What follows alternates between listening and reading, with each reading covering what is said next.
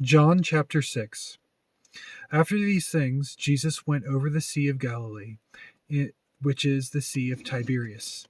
And a great multitude followed him, because they saw his miracles which he did on them that were diseased. And Jesus went up into a mountain, and there he sat with his disciples. And the Passover, a feast of the Jews, was near. When Jesus then lifted up his eyes, and saw a great company come to him, he says to Philip, Where shall we buy bread, that these may eat? And this he said to prove him, for he himself knew what he would do. Philip answered him, 200 pennyworth of bread is not sufficient for them, that every one of them may take a little. One of his disciples, Andrew, Simon Peter's brother, says to him, There is a lad here, which has 5 barley loaves, 2 small fishes, but what are they among so many? And Jesus said, Make the men sit down. Now there was much grass in the place. So the men sat down, in a number about 5,000. And Jesus took the loaves, and when he had given thanks, he distributed to the disciples, and the disciples to them that were set down, and likewise of the fishes, as much as they would. When they were filled, he said to his disciples, Gather up the fragments that remain, that nothing be lost. Therefore they gathered them together, and filled 12 baskets with the fragments of the 5 barley loaves, which remained over and above to them that had eaten. Then those men, when they had seen the miracle that Jesus did, said, This is of a truth that prophet that should come into the world. When Jesus therefore perceived that they would come and take him by force to make him a king, he departed again into a mountain himself alone. And when even was now come, his disciples went down to the sea, and entered into a ship, and went over the sea toward Capernaum. And it was now dark, and Jesus was not come to them. And the sea arose by reason of a great wind that blew. So when they had rowed about 25 or 30 furlongs, they see Jesus walking on the sea and drawing near to the ship, and they were afraid.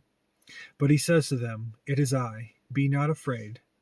Then they willingly received him into the ship, and immediately the ship was at the land where they went.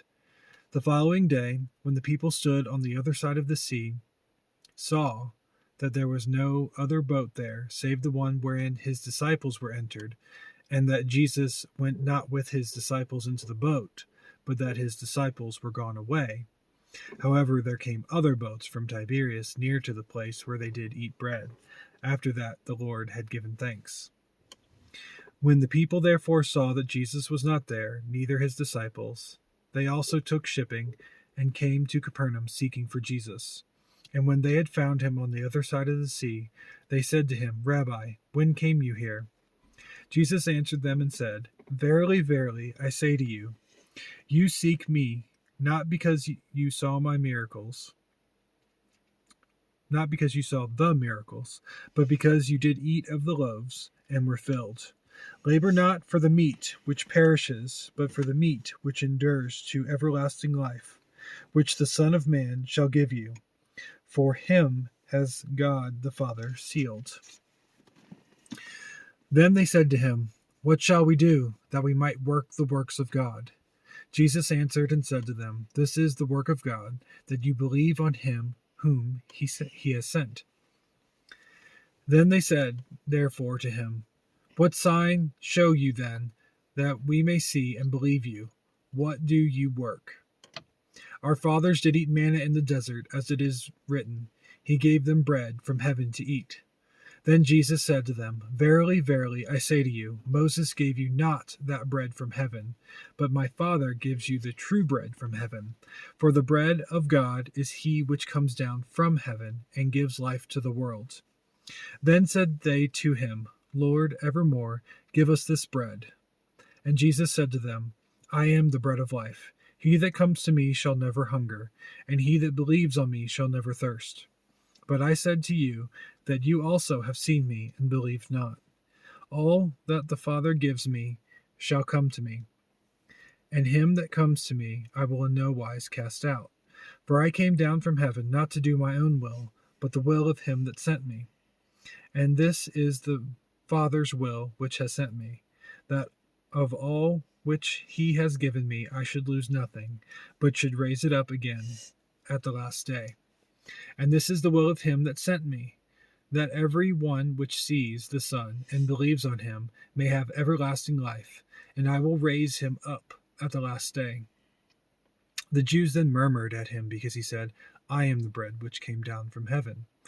And they said, Is this not Jesus, the son of Joseph, whose father and mother we know? How is it then that he says, I came down from heaven? Jesus therefore answered and said to them, Murmur not among yourselves. No man can come to me except the Father which has sent me draw him, and I will raise him up at the last day. It is written in the prophets, and they shall be taught. It is written in the prophets, and they shall all excuse me.